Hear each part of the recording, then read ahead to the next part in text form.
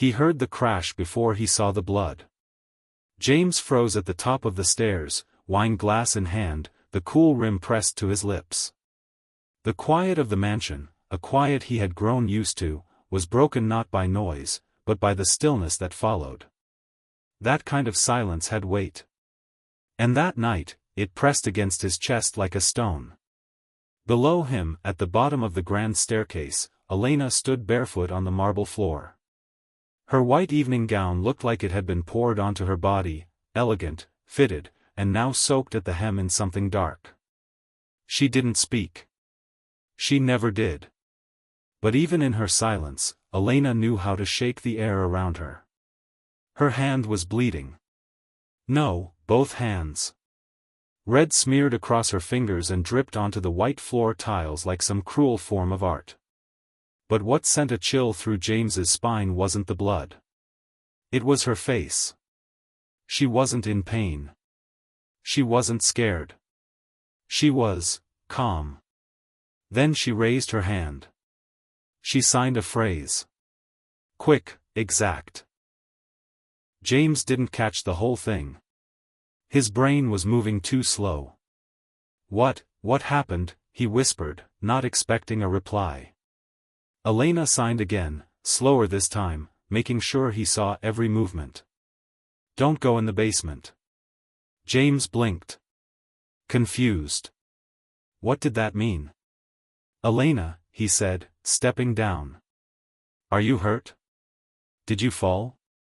Talk to me, sign to me, damn it. She backed away, her bare feet slipping slightly on the marble. Her face stayed blank, controlled, but her eyes shimmered, not with tears, but with something darker. Guilt? Fear? He took another step down, gripping the banister. Is someone else here? She pointed behind her. To the hallway. To the locked door at the end. The one James had never been inside. The one she told him was off limits. And for 6 months, he respected that. He loved her.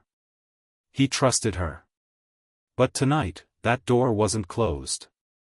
It stood cracked open, just enough to show shadows moving on the other side. Elena, he said slowly, trying to keep his voice steady. Is someone hurt? Again, she raised her hands. Her signs were trembling now. I didn't mean to. 6 months earlier.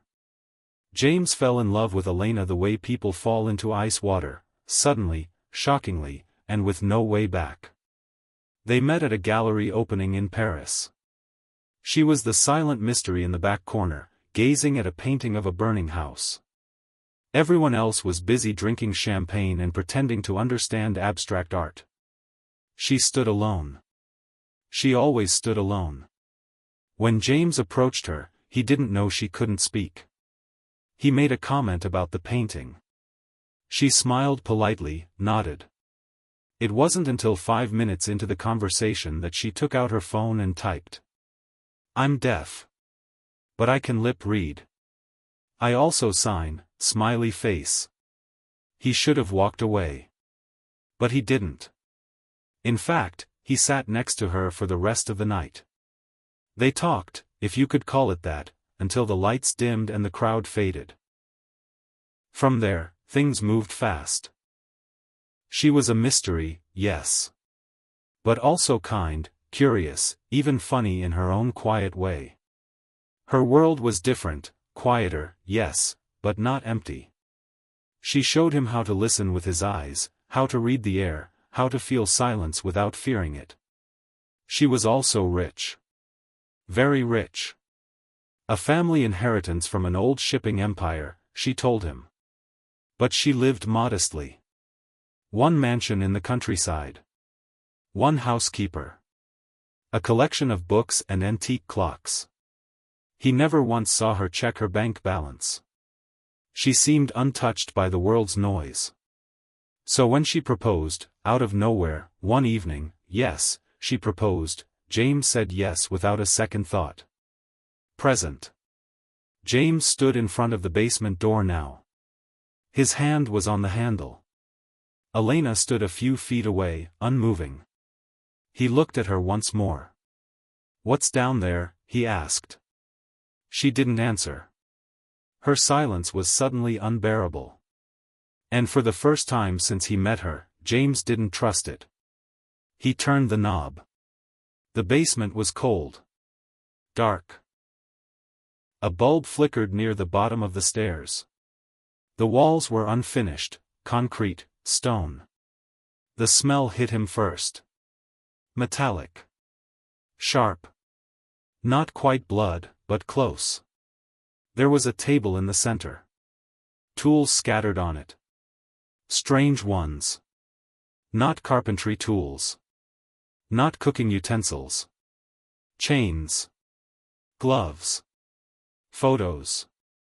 James stepped forward, heart thundering. On the far wall was a corkboard covered in newspaper clippings, some yellowed with age. Headlines from different cities. Some in French. Some in English. Local girl disappears, no leads.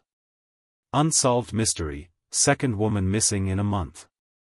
Vanished without a trace, authorities baffled. At the bottom of the board, clipped together, were 3 black and white photos. All women. All looked vaguely like Elena. He heard something behind him. Turned. Elena stood at the top of the basement stairs, watching. She signed just 2 words. "I remember." James felt the blood drain from his face. "What do you remember?" he asked, voice shaking. She walked down slowly. Step by step. Graceful. Unbothered. James took a step back. "Elena," he said, "what is this place?" She looked around the room like she was seeing it for the first time in years. Then she reached into her dress. Pulled out a small, rusted key. Held it out. James took it with shaking hands. "What does this open?" She pointed to a cabinet in the corner. He hesitated, then walked to it. Opened the lock. Inside was a box. Simple. Wooden. He opened the box. Inside, a stack of letters. A locket. And a single photograph. A girl. Maybe 8 years old. Eyes wide. Smiling. On the back, written in faded ink. "To my darling Elena. Always remember who you are." James looked up, stunned. "Is this you?" Elena nodded. Her face was starting to crack now. Emotion creeping in. Eyes glistening. And then she signed something long, slow, like she wanted him to feel every word. "I couldn't speak when it happened. I couldn't scream. But I remember. And now, I know what they did to me." James stepped back. "Who? Who did this?" She looked up at him, a single tear rolling down her cheek. Then she pointed to the wall again, this time, at a photo James hadn't noticed before. It was an old man. Bald. Sharp features. Expensive suit. James leaned in. His blood went cold. That man, he had met him before. At their wedding. He was introduced as Elena's uncle. James stared at the photo.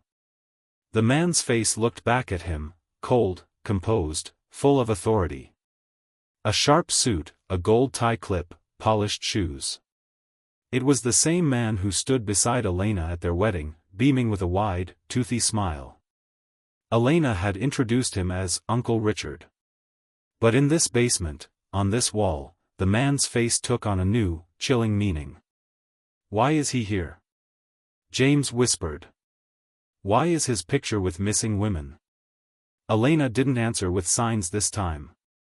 She just looked away. Her hands trembled. Not with cold.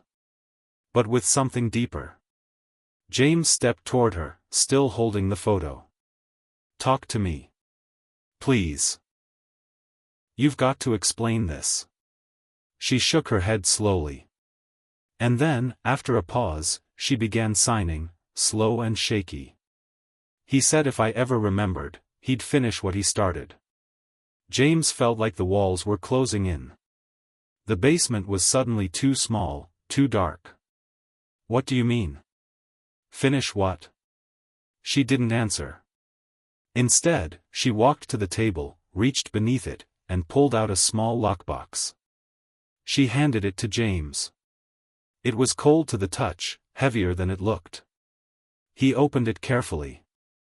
Inside were several old cassette tapes. One had a label. 1998, Session 3, Elena. What is this? He asked, already knowing he wouldn't like the answer. He called it therapy. 1998, 13 years old. The girl sat across from him, small and fragile. A large teddy bear rested in her lap, too big for her arms.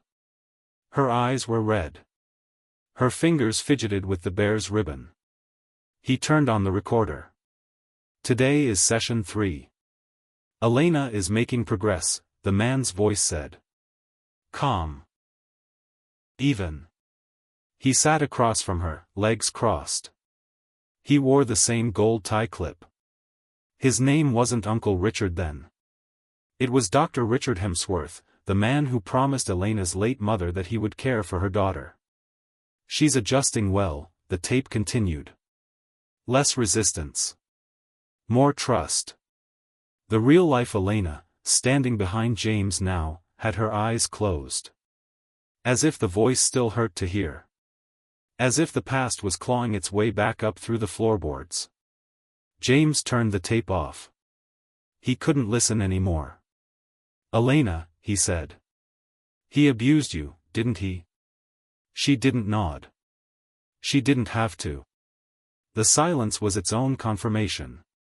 Present, the mansion. James sat in the living room, the tape spread across the coffee table. Elena sat across from him, wrapped in a blanket. She hadn't signed in a while. Her eyes were far away, like she was drifting somewhere between memories and nightmares. James picked up another tape. Elena, what do you want to do with these? She finally looked at him. Signed. I want people to know the truth. But I'm afraid. Afraid of him? She nodded. Then added. He still watches me. I see him. I feel it. James swallowed hard. Do you think he knows you remember now? She signed slowly. He never left. 2 nights later. It started with a phone call. James was in his studio upstairs, working on an illustration contract. He almost didn't hear the phone ring, a landline in the hallway they never used. He picked it up. Hello? Static. Then, a voice, soft, aged, familiar. She remembers, doesn't she? James froze. Who is this? But the line went dead. He rushed downstairs. Elena, he shouted. She was in the kitchen, chopping fruit. He burst in, out of breath. Someone called. A man. He said. She remembers. Her hands went still. She didn't need to ask who. She already knew. Later that night. They didn't sleep. James set up security cameras across the house. Checked the locks 3 times. Elena sat at the table, staring at nothing, her face pale. Why didn't you ever tell anyone? He asked quietly. She looked up. Signed. I did. Once. What happened? They didn't believe me. He was rich. Respected. I was, just a girl with no voice. James felt a wave of helplessness rise in his chest. All his life, he believed in fairness. In truth. But this wasn't a movie. Monsters wore suits here. Elena, he said, we'll go to the police. Bring the tapes. The pictures. Everything. But she shook her head violently. He owns them. He owns everything. A chill ran through him. 2 a.m., a stranger outside. The cameras pinged. Motion detected, front gate. James sat up in bed, heart pounding. He pulled the tablet from the nightstand. The screen flickered to life. A black car. Parked just outside the gate. Lights off. No driver in sight. Elena, he whispered. She was already awake, staring at the screen. She signed. That's his car. The next morning. They packed. James insisted. They couldn't stay here. Not in the mansion. Not in the place that now felt like a cage built by secrets. But as James loaded the car, he noticed something. The front gate was open. And no longer locked. Elena, he called, did you open the gate? She shook her head. James turned back toward the house, and saw it. A single yellow envelope. Slipped under the front door. Inside was a photograph. James and Elena. At their wedding. A red X scratched over Elena's face. And beneath it, a note. Some things are better left forgotten. The escape. They didn't wait. They drove. North. Into the countryside. Away from towns. From roads. From him. They stopped at an old cottage that belonged to a friend of Elena's mother. It hadn't been used in years. But it was safe. Quiet. There, they could breathe again. For a moment. But the past doesn't stay buried. That night, Elena finally told the full story, every memory that had come back. The dark rooms. The therapy. The way he isolated her after her mother's death. How he taught her not to speak, not just because of her hearing, but because he didn't want her to. And then, one night, she tried to escape. She was 12. He caught her. And something happened that night, something she had blocked out for years. But now it was returning. In fragments. In dreams. And in the quiet places of the house. James asked the hardest question of all. Elena, those women in the photos, did he kill them? Her fingers hesitated. I think he did. Or he made me believe he did. James stared. What do you mean? I don't know if they were real. I was young. He used drugs. Hypnosis. He told me things. Made me forget things. James felt a chill crawl up his spine. So maybe it wasn't just abuse. Maybe it was worse. A cover-up. A control experiment. A history erased. Elena, he said softly. We have to find out the truth. She looked at him. For the first time that night, she smiled. A sad, tired smile. Then we go back. There was another door. Not visible. Not in any blueprint James had ever seen. But Elena knew. She remembered.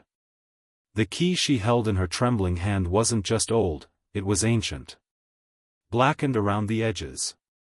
Rust kissed its teeth. She said nothing else that night.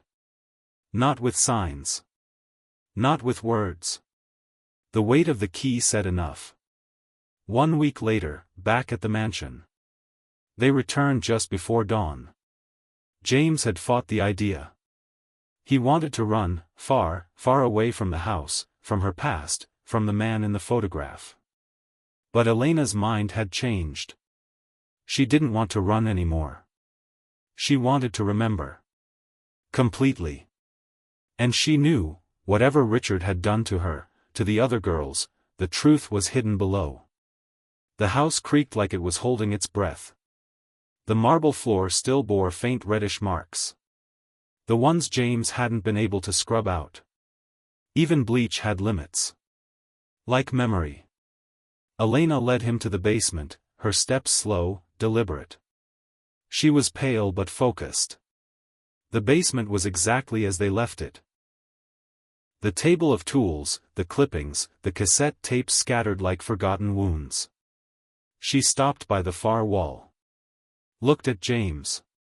Then pointed to the floor. A faded rug. Ordinary. Except for its placement, not centered, just slightly off. Like someone covered something in a hurry. James pulled it back. There it was. A trapdoor. The kind you see in horror films. Only this one was real. The second basement. The key fit perfectly. The lock let out a soft click, and the wood shifted open with a groan. Cold air whooshed out like something had been sealed inside. They both hesitated. Elena signed. "I don't want to go alone." "You won't," James said. He pulled out a flashlight. They descended together. The stairs were narrow, wooden, old. With each step, the darkness swallowed them further. At the bottom was a narrow corridor carved from stone, not built like the rest of the house. James paused. "This doesn't feel like a basement. This feels like a tunnel." Elena nodded. She was remembering. With each step, her breath changed. Not panic. Not yet. But tight. Shallow. James took her hand. It was ice cold. They passed 3 doors before stopping at the 4th. It was metal. Rusted. Bolted shut. James counted 4 different latches. And above it, carved into the stone with something sharp, was a single word. Remember. James looked at Elena. She had gone completely still. The room. Inside was not what he expected. There were no chains. No blood. No obvious horrors. Just a room. Bare. Concrete. A small cot in the corner. A child's blanket on top. A broken clock on the wall. A tiny desk. A cracked mirror.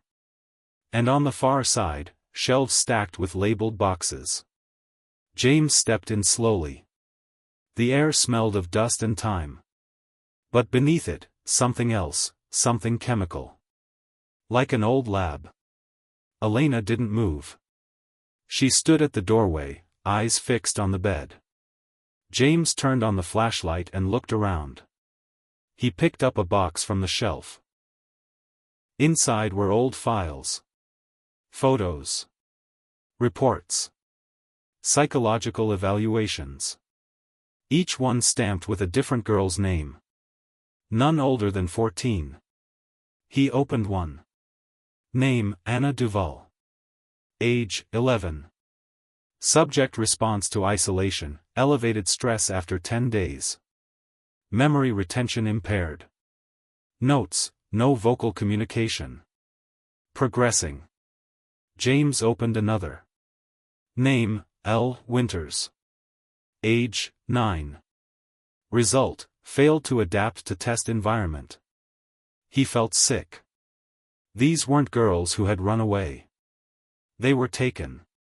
And tested. Elena's memory. She stepped inside finally. It was like her body moved before her mind gave permission. She ran her fingers over the cot. Sat down. Then whispered, voice dry, rough, unfamiliar. "This was my room." James turned sharply. She didn't sign it. She spoke it. Her first words in years. Tears streamed down her cheeks. "I used to pretend I was somewhere else. I counted cracks in the ceiling to stay sane. I wasn't allowed mirrors for a long time. He said I couldn't look at myself until I behaved." James dropped the file. "Elena, how long were you down here?" "I don't know. I stopped measuring. But I remember birthdays. I remember 13 candles." James clenched his fists. Rage boiled beneath his skin. He kept you down here like an experiment, he said. She nodded. But I wasn't the only one.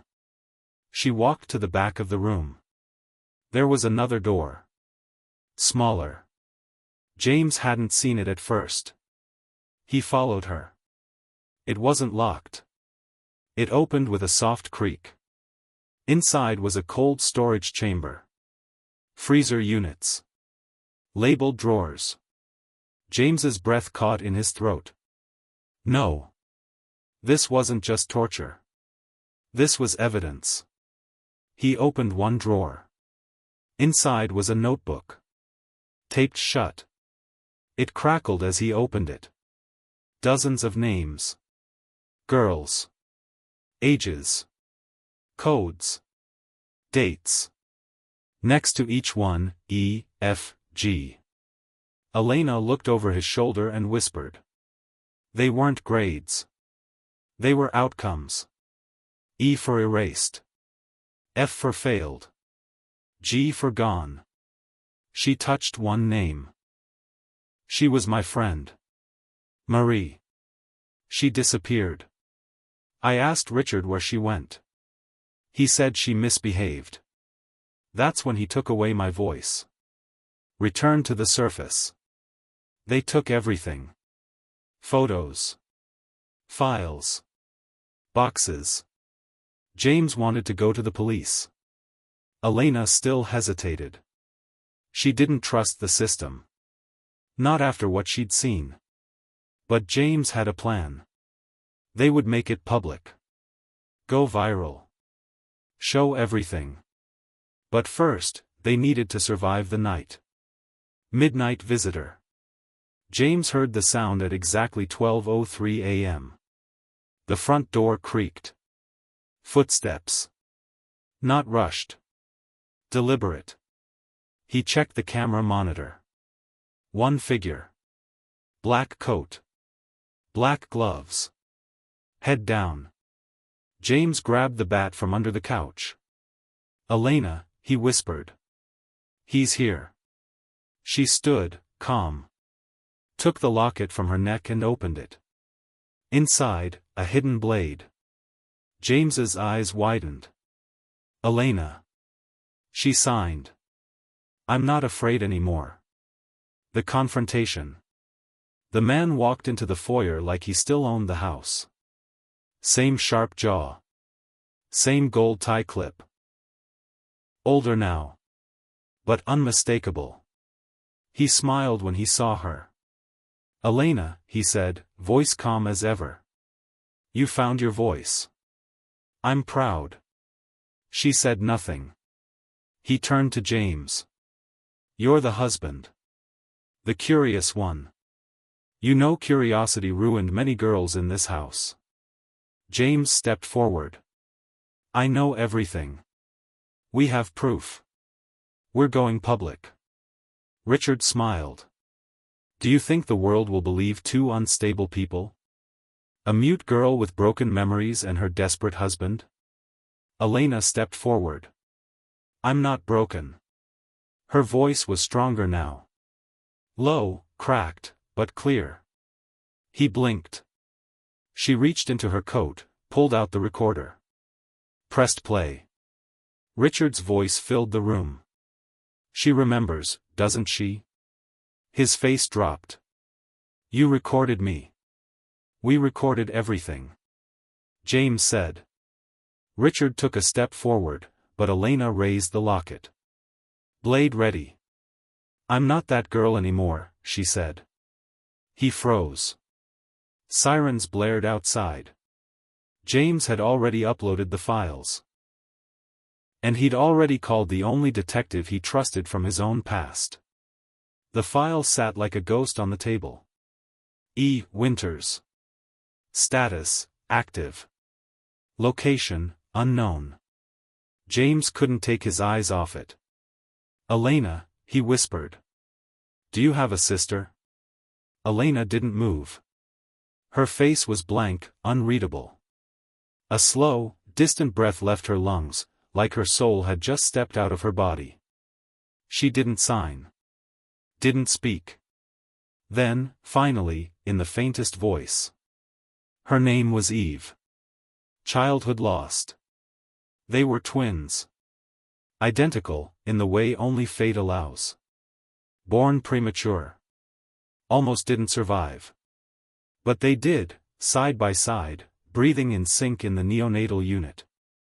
Two halves of a secret the world wasn't ready for. Elena remembered her. The way Eve used to trace letters on her hand to communicate. How they made up their own silent language when no one else understood them. But she also remembered the day she stopped seeing her. She was 7. Their mother had left them in Richard Hemsworth's care for the weekend, a trip, she had said, to rekindle her career. She never came back. And neither did Eve. A memory recovered. James sat beside Elena on the floor of the old study. They had spread out every photo, file, and tape on the carpet. The fireplace crackled in the background, casting flickers of light across her face. Elena slowly opened the file marked E. Winters. Inside. A single photo. A girl, maybe 10, smiling faintly at the camera. She looked exactly like Elena. Only her eyes were sharper. More aware. There was a label across the top. Subject, E02. Initial classification, control. Language development, suppressed. Retention index, high. Resistance to protocol, exceptional. And then, the last line. Disposition, relocated. Classified level 4. James looked at her. He didn't kill her. Elena stared at the word, relocated. I thought she died. I thought I made her up. After everything. I convinced myself I was never a twin. But you were. You still are. The videotape. James found the tape in the second drawer, labeled E//year2//restricted. He hesitated, then inserted it into the old VHS player they'd unearthed from the attic. Static filled the screen. Then, a room. Not the cold basement. Something else. A white room. Bright. Sterile. A young girl sat on a hospital-style bed, drawing. A nurse moved silently in the background. Then the camera zoomed. It was Eve. James and Elena watched in stunned silence. The date in the corner read, 2003.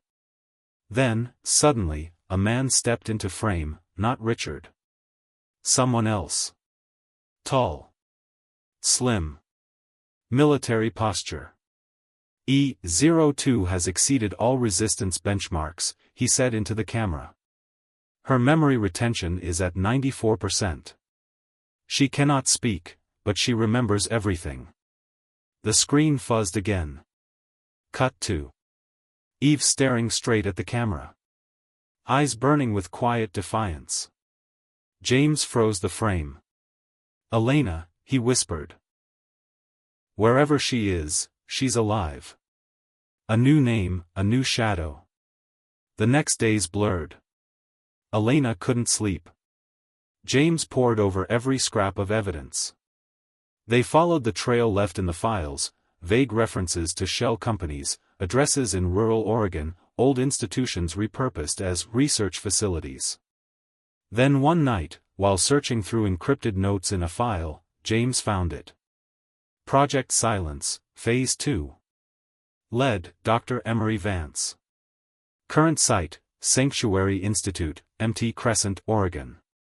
Subjects, E02, active, F17, disposed, K03, inactive. A map was attached. Coordinates. It was real. Elena leaned over the laptop, eyes wide. Sanctuary, she signed slowly. He used to tell us, if we were good enough, we'd be taken to the sanctuary. James looked up. Do you want to go there?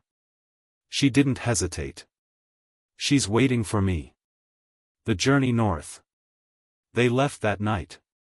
Disguised the car. Took only what they needed. Flashlights, documents, backup drives, an old revolver James found in Richard's locked desk. The drive to Oregon was tense and quiet. Every gas station stop, every unfamiliar car, felt like it might be a trap. Elena kept watching the mirrors. James kept checking the GPS. 3 days later, they reached M Crescent, a wooded, fog-covered region with no cell service, barely a town. They followed the old logging road as far as it went. Then walked.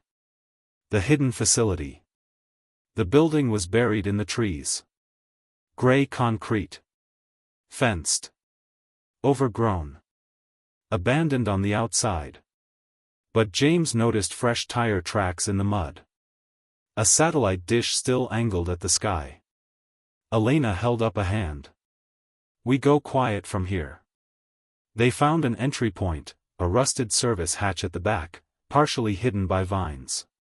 James pried it open. A vent. Barely wide enough. They crawled inside. Below the surface. The vent led to a maintenance corridor. Dusty, unused. But below it, humming. Power. Movement. They descended a stairwell and entered a hallway of reinforced doors, glass rooms, and flickering lights. And that's when they saw her. Behind one of the reinforced glass panels. A woman. Pale. Sitting cross-legged on the floor, eyes closed. Elena stopped. Her hands flew up, trembling. "Eve?" The woman opened her eyes. Locked eyes with Elena. Then smiled. Sisters reunited. Eve pressed her hand to the glass. Elena mirrored her. It was like watching two reflections rediscover themselves. Then Eve began tapping. Once. Twice. Pause. Then again. A rhythm. A code. Their old code. "I knew you'd come." Elena sobbed. She tapped back. "I remember everything now." James tried to find the release panel, a control board beside the door. It required a password. Just then, they heard a sound. Voices. Footsteps. Flashlights moving in the hallway. Someone had seen them. The escape. James grabbed Elena's hand and pulled her back into the hallway.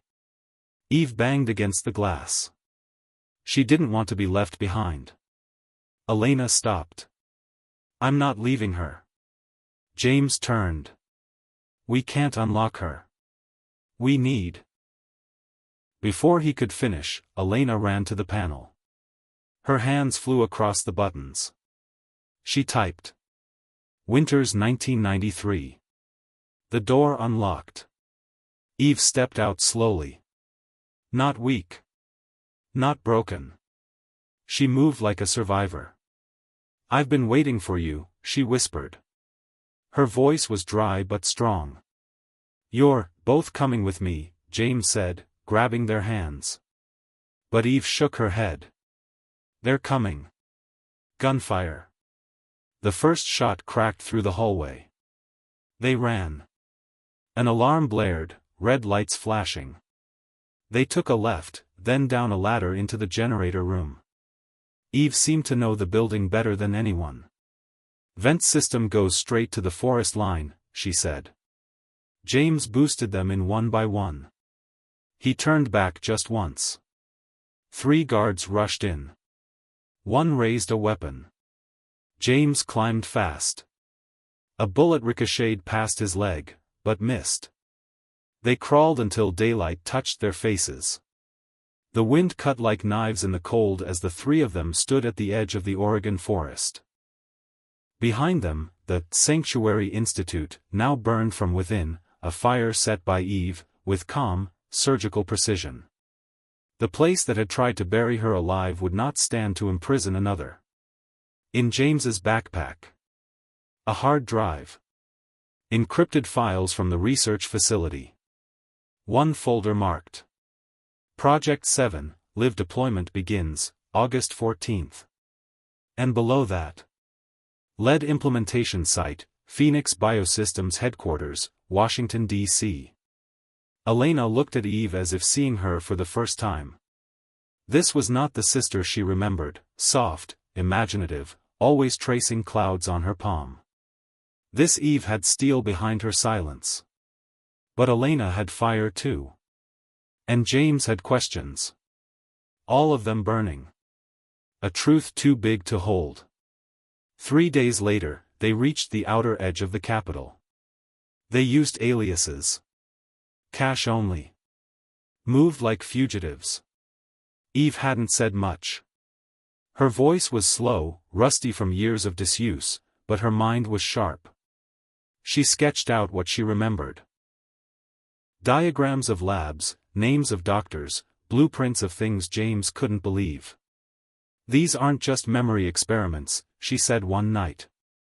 Project 7, it's the final phase of something that started with us. Elena signed softly. You mean the silence? Eve nodded. It wasn't about teaching us to adapt without words. It was about control. James leaned forward. What kind of control? Eve looked directly at him. If they can suppress language, they can suppress thought. If you don't have words, you don't question. You obey. The room fell still. Phoenix Biosystems. Phoenix Biosystems towered over downtown D.C. like a monument to quiet corruption. Officially, it was a biotech firm working on neurological rehabilitation and memory treatments. Unofficially, it was the final node in a decades-long human experiment. Eve had mapped out their entry. Top floor. Research Director's office. That's where the terminal is, the one that controls Phase 7. Elena signed. How do you know it's still active? Eve pulled a photo from her coat, an aerial shot of trucks loading crates into a warehouse attached to the building.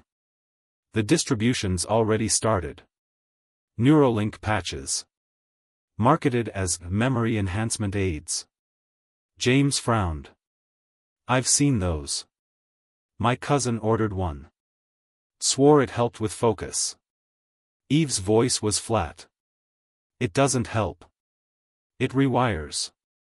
The infiltration. At midnight, they moved. James forged entry IDs using old clearance templates from the sanctuary files. Eve, in a janitor's uniform, slipped through the side entrance. Elena stayed behind in the getaway vehicle, her role was last resort extraction. James had done covert work before, war zones, unstable governments, collapsing regimes, but this felt different. More personal. By 1 a.m., he and Eve reached the restricted access elevator. She scanned the stolen card. It lit green. They ascended in silence. The office in the sky. The 46th floor was colder than the rest of the building. They stepped into darkness. Clean, metallic, clinical. Then a motion sensor clicked, and the lights hummed on. Before them, an enormous digital interface. Files loaded on a wide panel, coded in layers. Eve sat immediately. James hovered behind, watching as she typed rapidly, bypassing encrypted checkpoints, navigating layers of internal code. She stopped suddenly. Here, she whispered. Project 7, Global Trial Phase initiated. Deployment regions. North America, active. Europe, active. Asia, partial. Africa, pending. James stepped back. How long before they're in everyone? Eve turned to him, calm. 2 months. Maybe 3. The ghost in the server. Then something unexpected happened. The screen flickered. A live chat window opened. Welcome back, 02. We thought you'd return. Eve froze. James grabbed her shoulder. Who is it? She didn't answer. The screen blinked again. You never really left, Eve. You were just on loan. You've been transmitting since the day you escaped. Eve's hands began to shake. She unplugged the terminal. Alarms exploded in the hallway. They'd been found. The chase. Security guards poured into the floor like a flood. James and Eve ran, ducking into the stairwell, spiraling down 40 floors. At the 12th floor, a gas line ruptured from a stray bullet. Fire. Smoke. Screaming. They smashed through a maintenance corridor, narrowly avoiding a collapsing ceiling. Outside, Elena saw the flames and jumped from the van, panic written all over her face. But then, miraculously, the stairwell door burst open. James emerged, carrying Eve on his back. The fallout. By morning, Phoenix Biosystems was in the headlines, but for the fire, not the conspiracy. James uploaded a sample of the files to a trusted journalist friend. The rest, they hid. Eve insisted, if we release it all at once, they'll bury us. Let the fire distract them. Then we hit harder. Elena, for the first time in days, smiled. Not because they were safe, but because they weren't afraid anymore. But then, the knock. That night, in their temporary safe house in Baltimore, there was a knock at the door. Not loud. Just, patient. James peered through the peephole. A woman in her late 50s stood there. Her hair was graying. Her coat too formal. But her eyes, familiar. He opened the door slowly. I think you're looking for me, she said. My name is. She paused. Dr. Lillian Winters. Elena stood, frozen. She stared at the woman's face. The curve of her jaw. The slope of her shoulders. It was like looking at her own reflection, aged, weathered, haunted. Mom? Eve stepped forward too, trembling. Dr. Winters looked at them both. I never meant to leave you with Richard, she said, voice cracking. I thought I was protecting you. James stepped in, protective. Why now? Dr. Winters opened her coat. Inside, a small chip drive. The real Project 7 files. The ones not on any server. The ones they killed your father to protect. Elena's hands trembled. What do you want? She signed. Dr. Winters's face broke, a mix of guilt and grief. I want to help you finish what I started. The night was still. Too still for a world on the edge of a revelation. Inside the safe house, 3 women sat at a table, mother and daughters, once shattered across decades, now side by side. Dr. Lillian Winters looked older than her 56 years. Guilt had a way of doing that. But her voice, once scientific and guarded, now cracked under the weight of memory. I was the architect of silence. James leaned forward. Project 7? She nodded. In the beginning, it wasn't a weapon. It was research into neurodevelopment.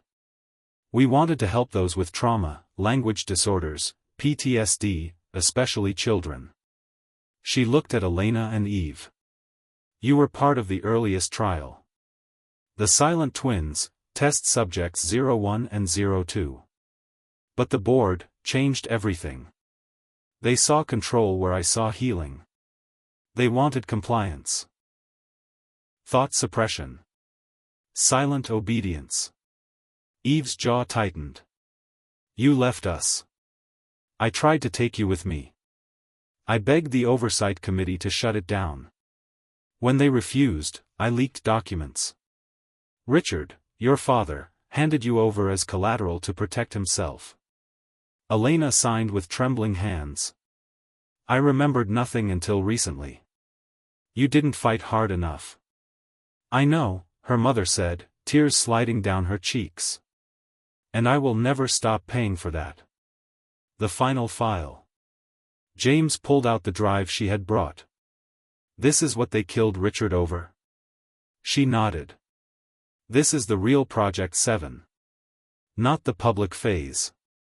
The next one. The patch was just delivery. The real program isn't about memory enhancement. It's about linguistic pruning. Meaning? James asked. If it rolls out globally, Dr. Winters whispered, in 5 years, language processing centers in the brain will start to rewire, subtle at first. People will begin forgetting abstract thought. Critical thinking. Protest vocabulary. The capacity for independent decision-making will erode silently. A long silence fell in the room. Eve broke it. This is mass cognitive sterilization. Dr. Winters nodded. And unless we expose it all, now, it will become irreversible. Going public. The next morning, they acted. James made a list. Trusted journalists from major networks. Online independent media sources.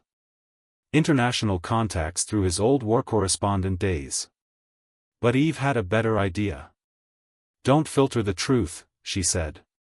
Don't wait for approval or spin. We live stream it. All of it. Everything, the files, the testimony, our story. Raw and unedited. Elena nodded. Let them see the twins. Let them see what silence looks like. They rented a small studio through a burner identity. Set up multiple devices, untraceable VPNs, and live stream nodes. James took a deep breath before going live. The broadcast that changed the world.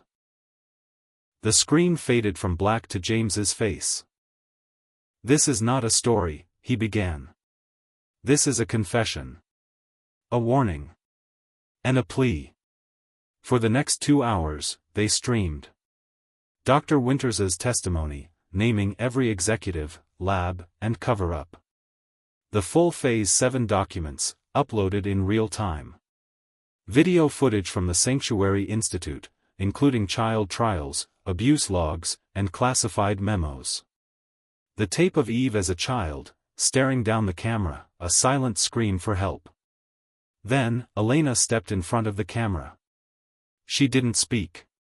She signed her final message. They tried to erase our words. So we used silence as resistance. We are not experiments. We are proof. Now it's your turn, to listen, to speak, to fight back. The world reacts. The video went viral in 8 hours. By the 24th hour. Hashtags trended globally, hashtag silent no more, hashtag Project 7, hashtag the twin truth.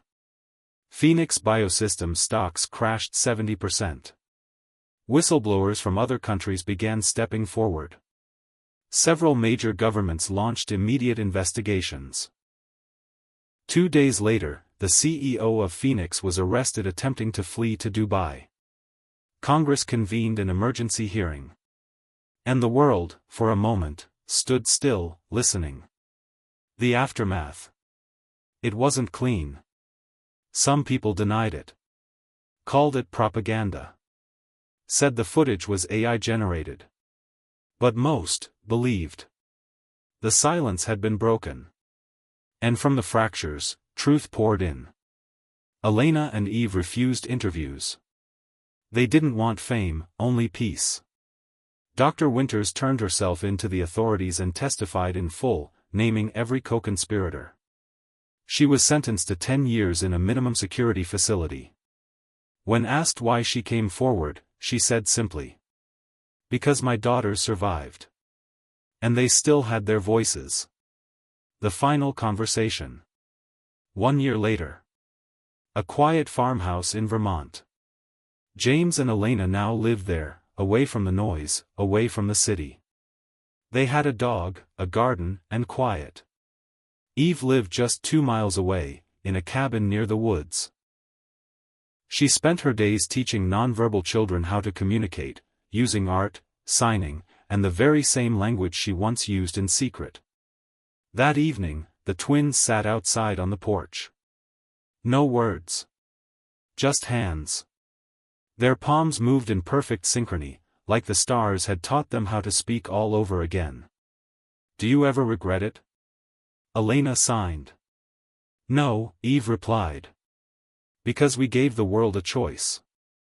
And what if they choose silence again? Eve looked at the trees, the wind rustling like voices through the leaves. Then we fight again. With hands. With truth. With whatever they can't shut down. The lesson. Truth doesn't always arrive in shouts. Sometimes it comes in whispers. Sometimes, in silence. But when it comes, it leaves you changed. This wasn't just a story about a millionaire. Or a marriage. Or even a mystery. It was about memory. Language. Control. And the people who risked everything to give the world back its voice.